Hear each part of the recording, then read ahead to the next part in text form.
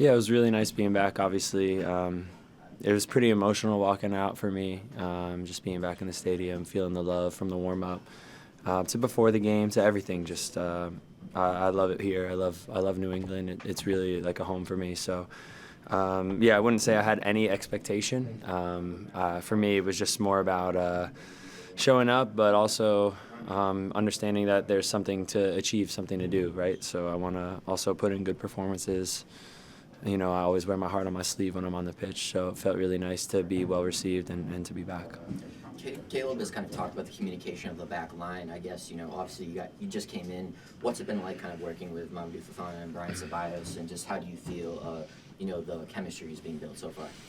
I mean, 1 for 1, right, with clean sheets, so far so good. But I think I'm a very personable person, and through sport has always been my way to create meaningful relationships ever since I was a kid. So for me to come into a new locker room for the 4th year in a row, it's not anything new. The best part about coming back here is that I had familiar faces, familiar surroundings. I didn't have to reacclimate to a lot of things, but I did have to take the time and make the effort to really start getting to know guys. And listen, I don't want to overreact. It's been 1 week, it's been 1 game, and it was a great night. And now it's about rest and recover and get ready for next week and continue to build on those relationships. Caleb Porter mentioned that at halftime, Matt Reese came down and talked to you guys. What did he say to you guys, and what does it mean to have a club legend like him come down and say something to you guys at halftime? I'm gonna be completely honest with you. If he did, I missed it. Okay. So I think he might have. I went out early, so maybe it happened around then.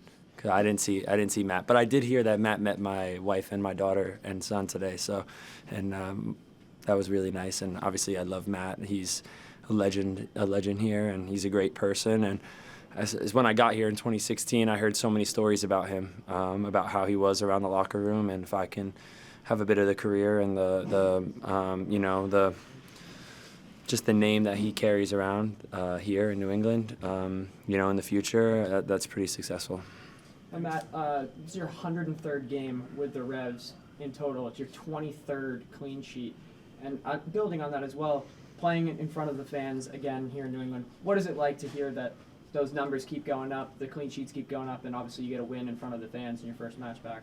Yeah, it felt nice. I mean, it's actually astonishing. The year I won Goalkeeper of the Year, I think I only had like 5 clean sheets.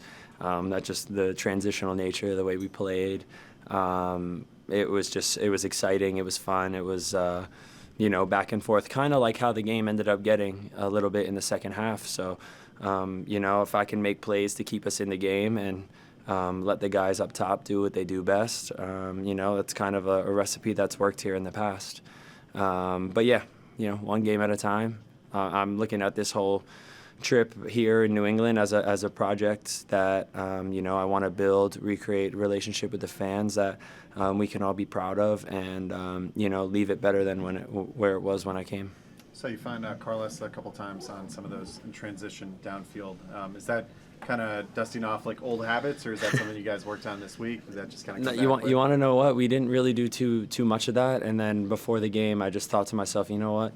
I should let them know. Like I really do like to play fast. I like to spring counters. I like to spray the ball out. When I get my hands on it, when I'm coming out for crosses or picking up balls inside the box, I really like to play quickly. So I think at first, I'm not sure everybody quite knew like exactly what to expect, but after I sprung Luka on the one and they got the yellow card, then the next 2 or 3 times, guys were looking for it, and it really started to open up space. And that's a good time to hit teams on transition, because a lot of times when the goalkeeper gets the ball, people turn their back to the pitch, they relax, and if we can accelerate in those moments, it breaks pressure, breaks the lines, and it forces them to run back 80 yards, 100 yards back towards their own goal, and ultimately that's where we want to be able to punch it. Take 2 more.